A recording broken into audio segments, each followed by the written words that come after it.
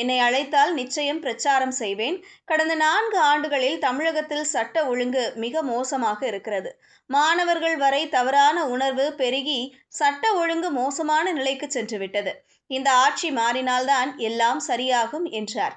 மேலும் ஓபிஎஸ் தொடர்பாக பேசிய டிடிவி தினகரன், வரும் செப்டம்பர் 4ஆம் தேதி மதுரையில் ஓபிஎஸ் மாநாடு நடத்துகிறார். அந்த மாநாட்டில் நிச்சயம் நான் பங்கேற்பேன். இப்போதே ஓபிஎஸ் உடன் இணைந்து செயல்படுகிறோம். அதிமுகவில் என்னை இணைப்பது குறித்து கேட்டதற்கு காலம் பதில் சொல்லும் என்கிறார் எடப்பாடி. உரிய நேரம் வரும், அப்போது காலம் பதில் சொல்லாது, நான் பதில் சொல்வேன். இன்னும் 6 மாதங்கள் மட்டும் பொறுத்திருங்கள், எல்லாமே நடக்கும். அடுத்த ஆண்டு நடக்கும் சட்டசபை தேர்தலில் நிச்சயம் அமமுக போட்டியிடும்.